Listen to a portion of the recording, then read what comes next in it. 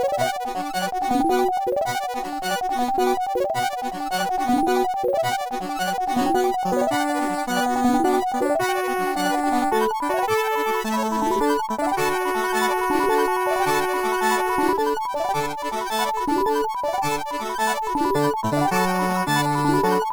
everyone to another episode of Action Reaction with me, Zane, Simon, and my esteemed.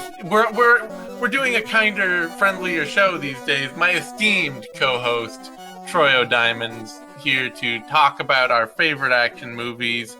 Each week, picking a theme to and two movies to discuss around that theme. So this week, we're fresh off our very special Paul Verhoeven episode, where we got to reminisce about all the greatness of Paul Verhoeven. And what's this week's theme now? This week, we're talking about political prisoners, which I felt like was a great theme for both of us to have just a wealth of things to draw on. And we could really find something that we knew each other would like and enjoy and, come out of this feeling really good about what we're about to watch this week. Yeah, I'm hoping too that after we've discussed and we have a better idea, I think, of each other's taste and what we like, and finding that common ground with Paul Verhoeven movies. I feel like it'll lead you to, pick some movies that I'm a little more excited about. Yeah, and I think I was able to do that this week. Do you want to just jump right in? Oh, well, before we do, actually, we've been working on getting more sponsors for the show, right? And oh yeah, I have my ad read. Zane, do you know what we both love in varying forms besides action movies? What's Things that? called Troy? Molly. And so now, CokeCandles.org has a brand. No. Wait, I have a better. in the middle of the read. No, we're not repping Coke candles again. That has been nothing but a disaster for me since you've started repping them. I actually have another sponsor, a better sponsor. Fine. Troy, would you like to ski in Antarctica, but you're snowed under with work? Do you dream of a vacation at the bottom of the ocean, but you can't float the bill? Have you always wanted to climb the mountains of Mars, but now you're over the hill? Then come to Recall Incorporated, where you can buy the memory of your ideal vacation, cheaper, safer, and better than the real thing. So don't let life pass you by. Call Recall for the memory of a lifetime.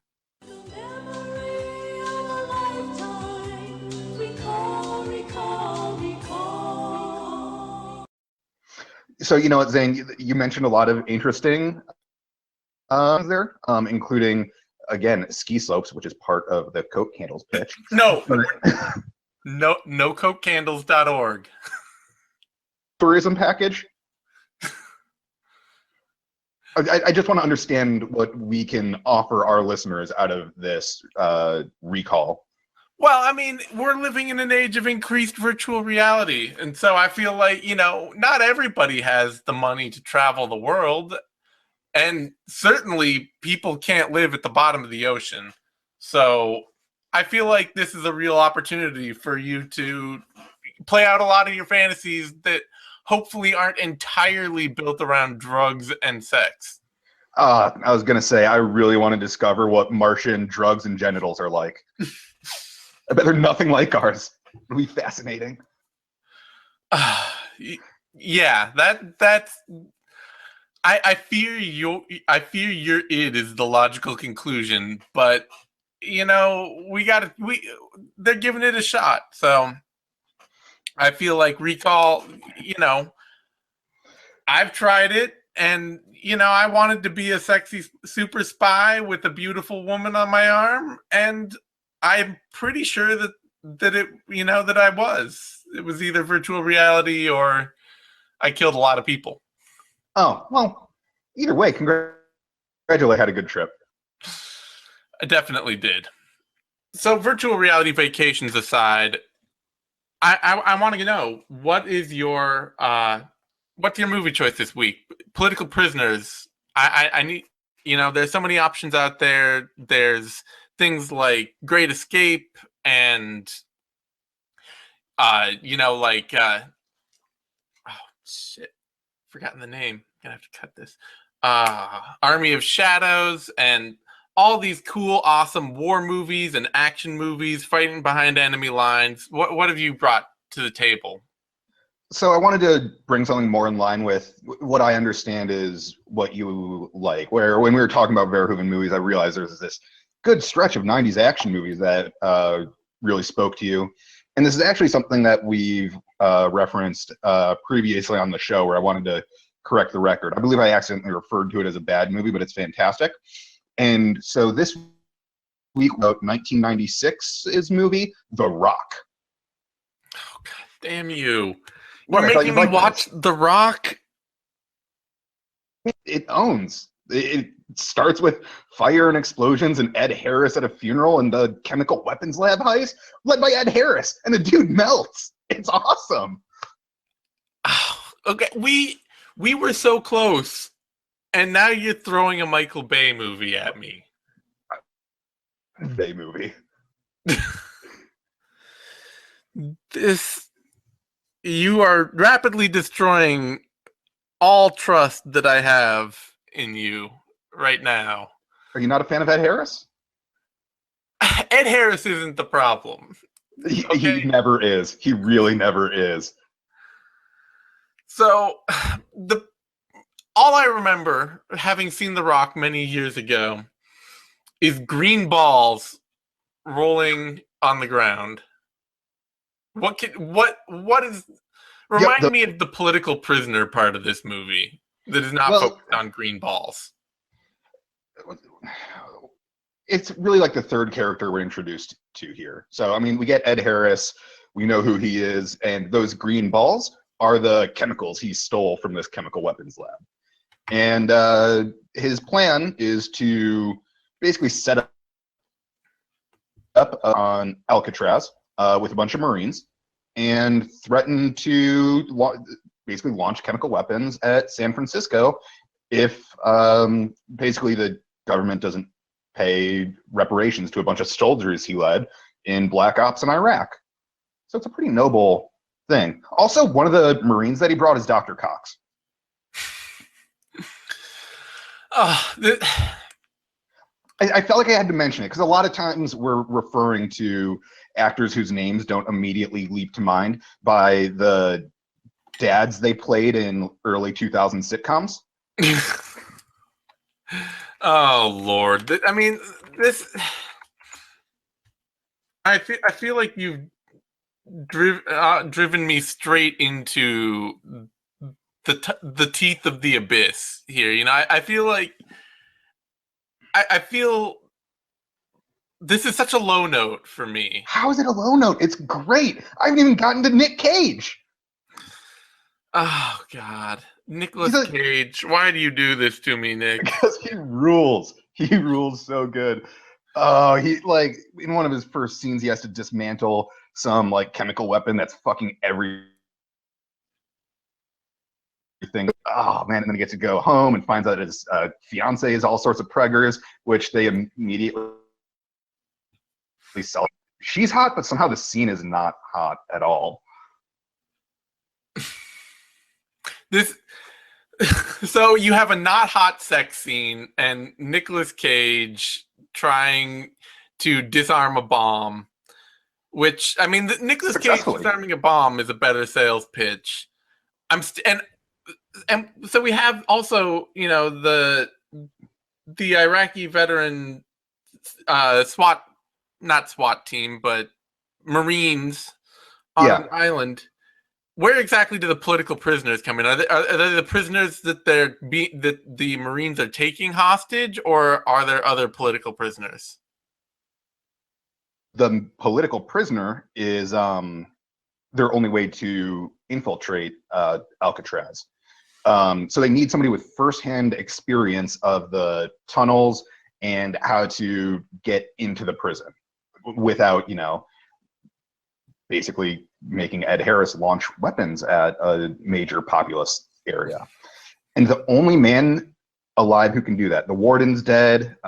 There's nobody else with this knowledge of the catacombs of Alcatraz, other than this political prisoner who's been in solitary at a supermax for espionage, stealing U.S. and U.K.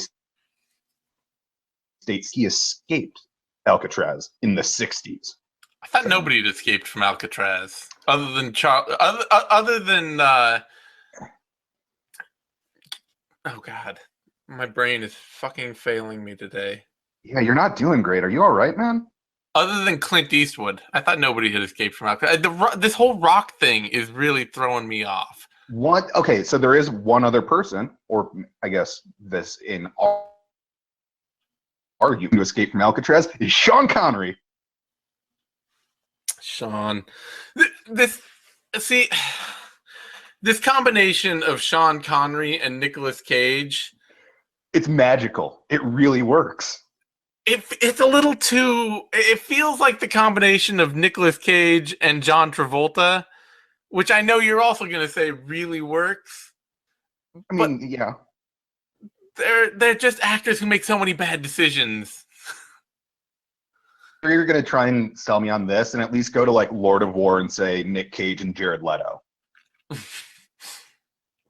Okay, fair. Because this movie works. It is fantastic.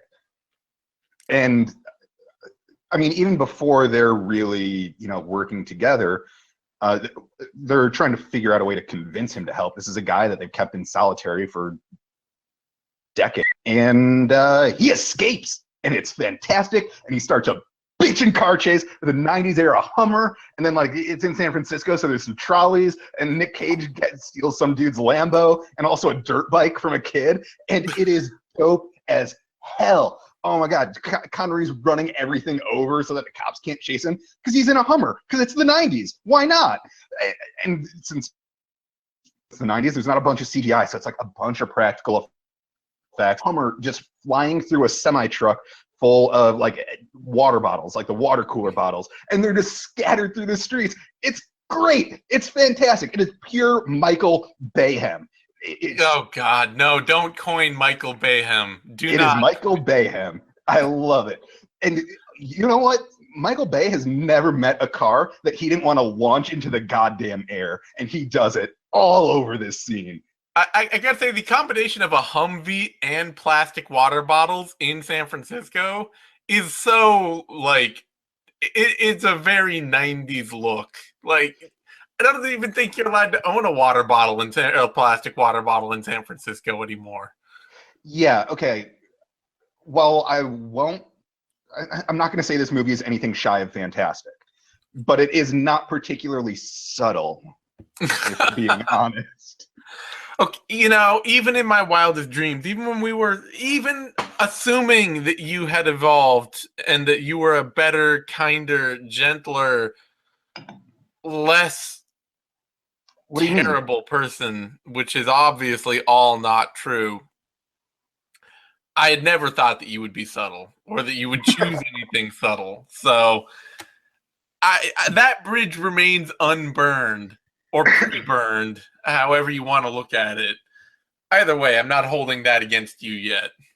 I mean, if it's pre-burned, that's just charcoal bridge. Is charcoal bridge a thing that feels like? I mean, it's not good. It's probably on Atlas Obscura or some shit. I don't know. All right. So I'm being made to rewatch The Rock because there's a political prisonerness in Sean Connery.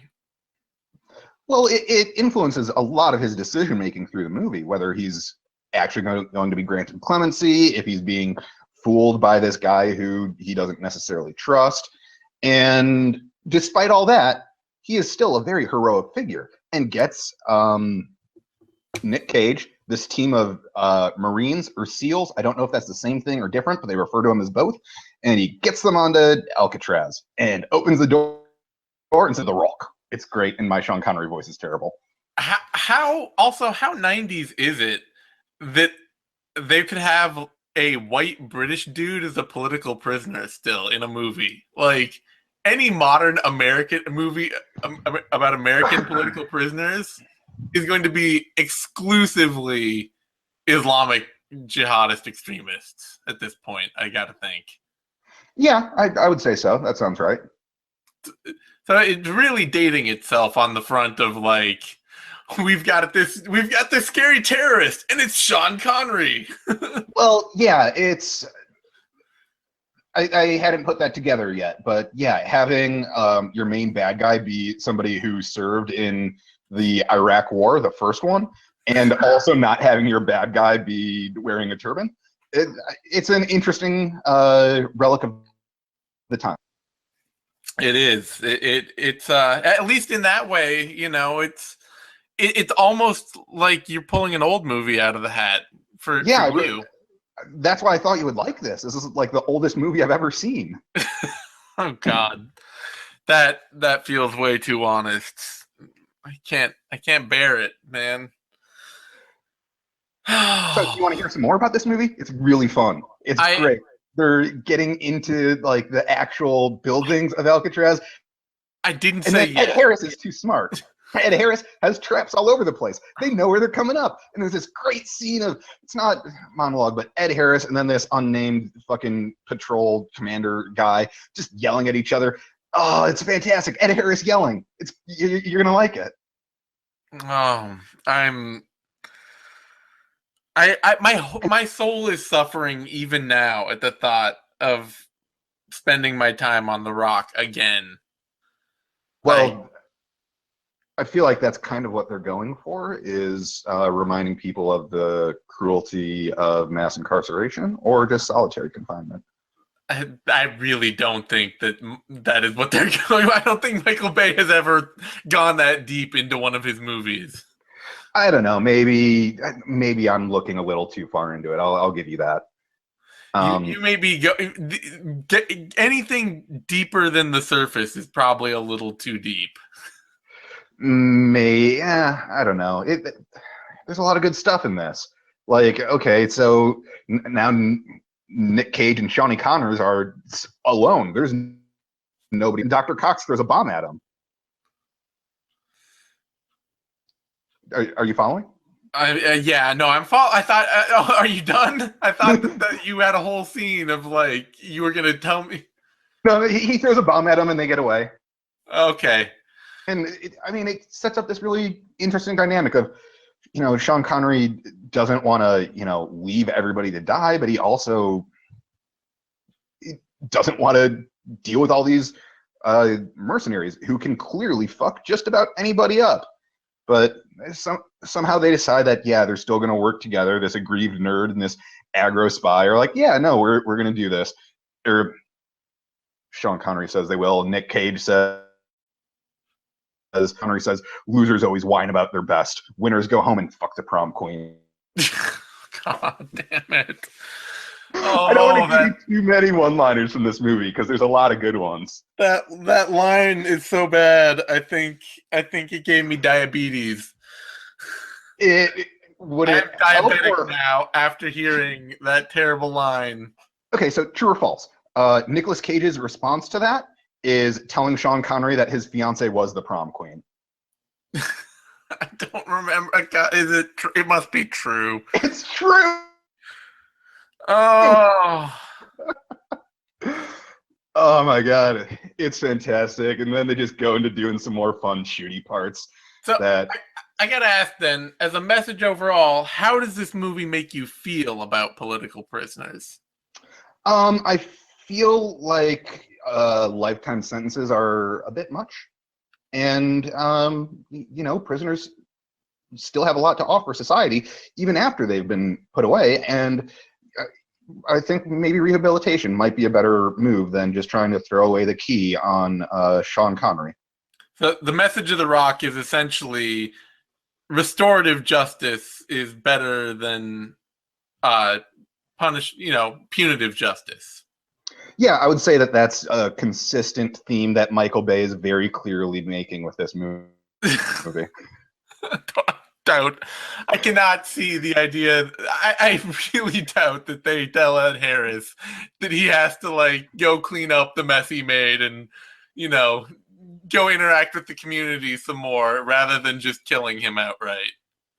Well, I mean, we're skipping ahead a bit, and there's some other fun shooty parts, and Nick Cage stealing the guidance chips, and then some more fun shooty parts that somehow there's a railroad under Alcatraz. There is. And then a guy gets lit Alcatraz on fire. On an island, isn't it? The literal underground railroad with a trolley. It's like a level out of Donkey Kong Country. How do you have a railroad on an island? An underground railroad on an island when everything underground is water? Yeah. There's some water there. It's so funny. And Dr. Cox dies, unfortunately, but he was also doing some real terrorist shit, so he kind of had it going. Okay, well, maybe just for Dr. Cox, I will have to see The Rock again. I mean, if that's going to be your only takeaway, then I'm sorry about what you're missing. But it definitely added a lot to me to just picture him like off screen going on full Dr. Cox rants to the like lower ranking people in this expat group of vigilantes.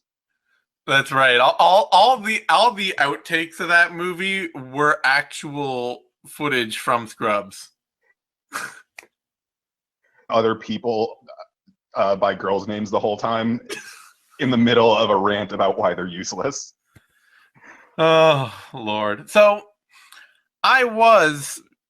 before this, I was going to try and help you out as well and give you something that I thought that you would really enjoy.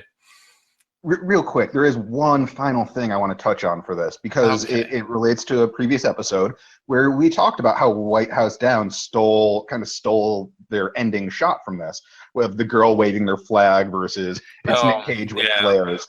And in White House, horror flashback right now from that movie. Thank you. Well, this fixes a lot of the problems with it because in White House Down, the guy freaks out and they decide not to throw the bomb. A Roland Emmerich mistake there. Michael Bay still blows shit up. They still have someone drop a bomb, big fucking explosion, doesn't hit anybody. It's fine. But we got the explosion in because explosions are cool. I have to say, a missile strike that doesn't hit anybody or do anything of any real consequence is very America. Yeah, I'd say that's essentially accurate. One of those in this movie. This is a fantastically domestic film. All right. So what movie did you bring for me? I was going to bring First Blood Part 2, the second Rambo movie. First Blood Part 2. So why not just Second Blood? You know what? That's maybe that question alone would have been a good enough reason for me to not make it the offer in the end. But from the fact that you're making me watch The Rock, I am instead going to bring you a Russian Rambo. Okay. Oh, fuck. This is going to have subtitles. It's going to have subtitles. God damn it. And it's going to take about 40 minutes to get to the first real point of action in the movie. Oh, is it in color? It's in color. It's called Cold Summer of 1953. I was trying to be nice. Your nice is so worthless. This is what you get. You get education. No more fun. We are trying to educate you again. I'm getting Russian education. Okay. It's made in 1987 by Alexander Proshkin. And it's a real education because it's centered around a very particular point in Russian history of the 5-year plan and the death of Stalin. All right.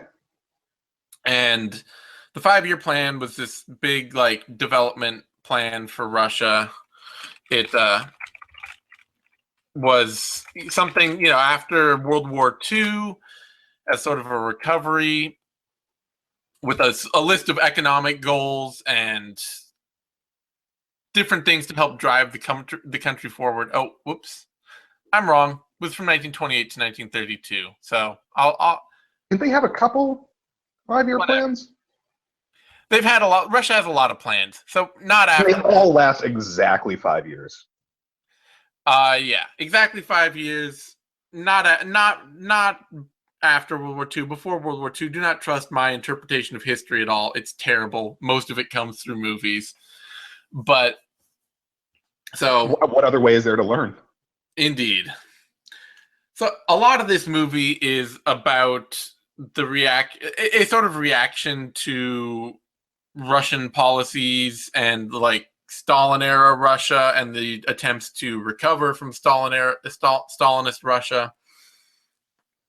And it takes place in 1953, obviously, cold summer 1953. Not a hard place to put it.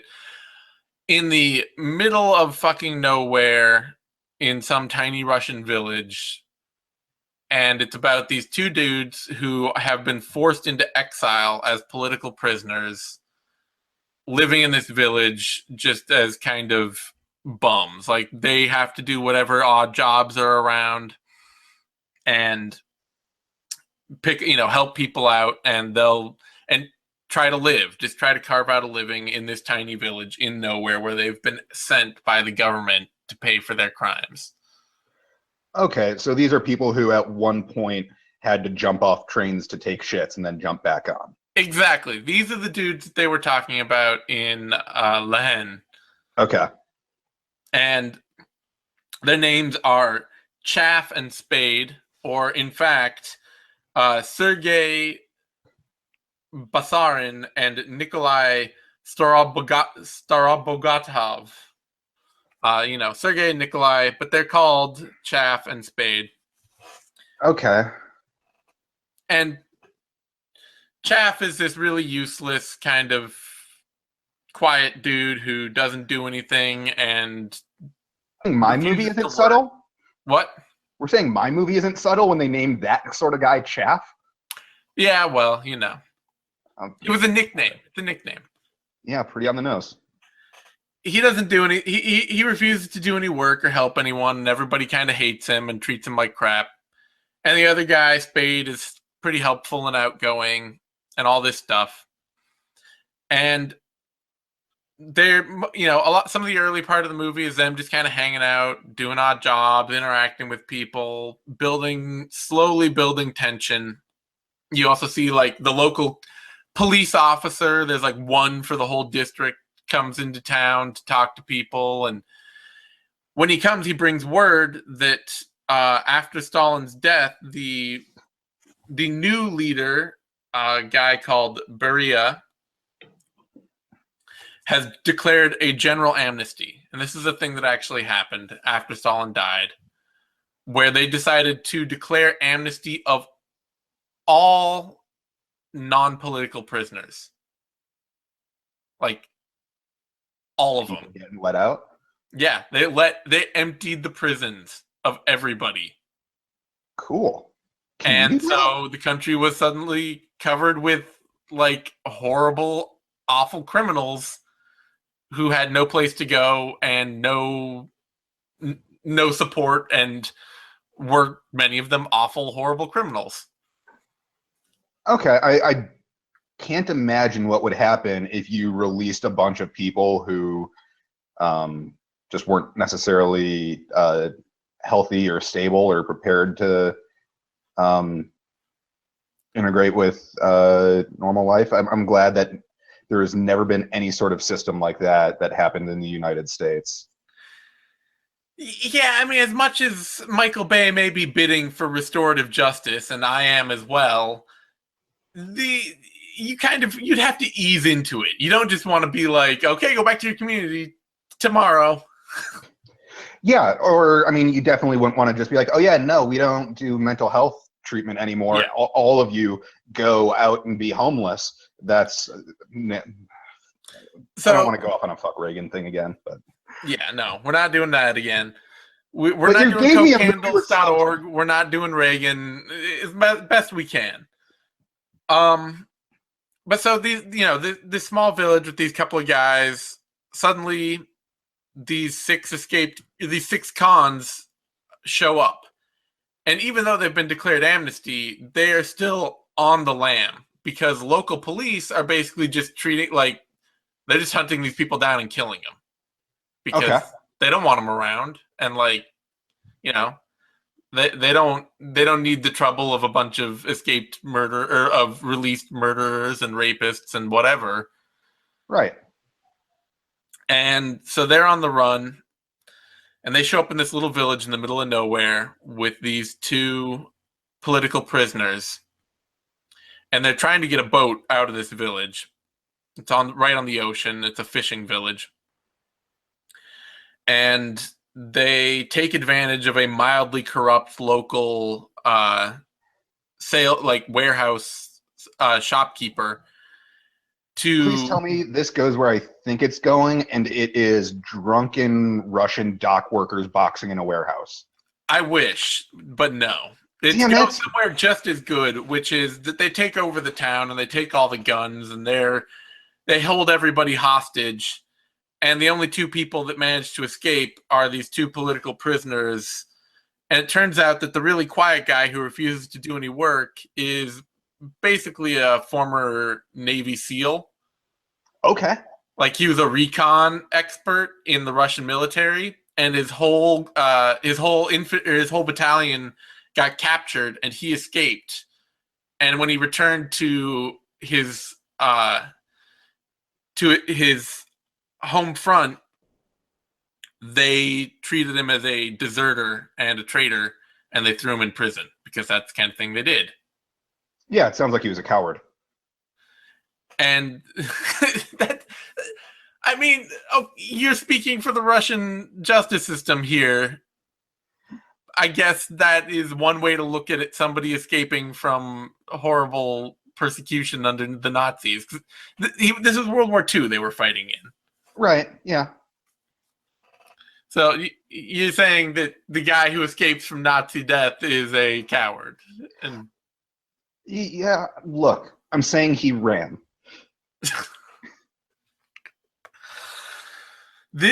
You are the very definition of the classic British officer who would like shoot a man who turned around when charging into battle. Is that not how things are done anymore? I don't think that's how things are done anymore. Mostly we don't. Mostly we do drone strikes these days, so it's hard to tell. Difficult. Yeah, I mean, let's hear more about what the coward did. All right, so these bad guys come into town, and it turns out that this guy, useless guy who hasn't been willing to do anything, is suddenly very willing to kill these dudes. All right. And it's sort of, it's basically, and as I say, we find more about his backstory. We find out, as you put it, he's a coward. He's very obviously not a coward because he's willing to do the work, but to me, it sounds like he's just kind of lazy, or he just was unmotivated. He needs the right motivation. Exactly. The right motivation is just taking lives. Exactly. That's really more of it what it is. And his partner, unfortunately, he was sent there as a spy because he had been working in England as an engineer when the war ended, and so when the war started actually, and so they immediately said, "Oh, you've been abroad, you have technical training, you must be a spy. We're going to send you into exile." Yeah, that logic follows. And the movie really is just about how these wronged political prisoners can come to the aid of the people. And unfortunately for them, it also is very much like the people are really kind of dumb and useless. Yeah, I agree with that, just as a general statement. That everybody is really sold on how good and benevolent and kind the government is, and the local official, not the cop who comes, and the cop when he gets there, he's just like, "Oh my fucking god, can you believe they released everyone? This is going to be awful." But the local town official is like, "Well, the government did it, so it must be good." Oh, that's great. Yeah. And obviously that is very wrong. And nobody, one guy in the village has a gun that he had secreted away, and he goes out and he's like, "Hey, what are you guys doing here? I'm gonna kill you," and they shoot him. So that got him Yeah. nowhere. And it's really just all down to this one dude to take over and find a way to kill these six ex-cons on the run. And it's a movie that's all about slow building. I'm not going to lie to you. It's not a fast-paced film. Like I said, the first sign of any action comes about 20 minutes in. The first actual action, like 40 minutes in. But does it at least like just ramp up into some carnage-filled horror? It does more or less to that effect. Like it at least it becomes a very violent movie. Still a little artsy, a little distant, lots of pretty shots and lots of pretty scenery, but mixed with a lot of violence. All right. I mean, yeah, look, as long as we get to the violence and it is hilariously over the top to make up for how much it's lacking early on, then I might be able to do this. But I wouldn't say I'm not appreciating over the top. It's more like hyper realism. Like it's more like realistic violence, I would say. Okay. I mean, this is a fucking bummer, man.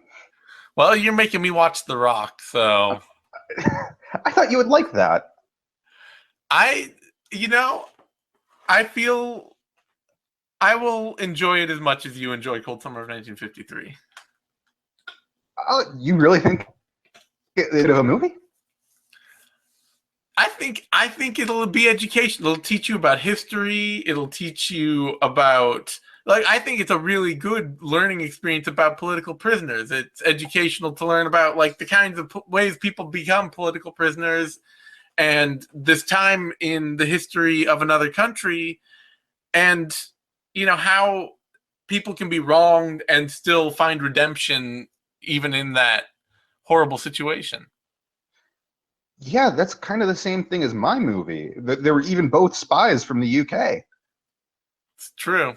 There are a few similarities, but I think you'll enjoy mine a lot more because it's a better. I don't know how many Hummers are in it. Both cars and blowjobs. None. Damn it. See, I was trying to rash that they were doing odd jobs. I was hoping there was going to be something redemptive in that, but I guess not. Either that or the James Bond kind of odd job, somebody exactly. throw a razor edged hat at somebody. Oh no, I thought I pictured that as they're doing odd job. Oh, that is. Would you picture somebody having sex with odd job? I don't know. Why wouldn't you? I think about it 4 times a day. Oh God. Does he keep his hat on? I don't know. I bet he throws it into the wall, or maybe into the bedpost. The thing that I always come back to is, well, I picture him wearing his hat and then unzipping, and his penis has another little hat on it. You always come back to that? Yeah. And now that you have it in your head, so will you. God damn it. Oh, this is... we were so close. We were so close last week, and I felt like we were so close. And now that feels so distant to me again. Well, I mean, movies have powerful emotional impact. I hope this movie has a powerful emotional impact on you, if nothing else, to remember that you could have been watching Rambo First Blood Part 2 had you not pitched The Rock at me. Yeah, I mean, look, I thought I was doing you a favor, and since apparently I'm not, I just don't know what's happening next week, Zane. Uh, well, we'll plow ahead. I mean, we're under contract to do this for at least another 2 years, so we'll plow ahead. But I'm putting it back on you to pick a better topic and a better movie to go with that topic. I thought Political Prisoners was strong. I came prepared with a good, fun movie, and you pitched Michael Bay at me, and it hurts. I believe that in the style guide for the show, we have to refer to him as Michael Bayham. I'm not doing that. I don't care if it's in my they can fire me. I will. At this point, I'm looking to get fired. So if they want to fire me for not saying Michael Bayham, you did it. You said it. Damn it. Foiled again. Damn you, Troy. Two things I've done with this show is implant both the phrase Michael Bayham and a picture of the hat. All right. Well, on that note, I don't have anything left for you. Do you have any final torture you wish to impart on me? Rock rules. God damn it. You can find me on Twitter at Zane Simon. You can find Troy on Twitter at PDLMMA. You can find us on SoundCloud and YouTube. Give us a listen on both. Subscribe wherever you can. Give us a like and download the show, all that good stuff. Hopefully we'll be up on iTunes soon. We will be back in a couple days with our reaction mini-sode to The Rock and Cold Summer of 1953. And I, for one, am really, really excited about that possibility. So we'll see what the future holds. Thanks, everyone. Next time. Bye, everybody. CokeHandles.org.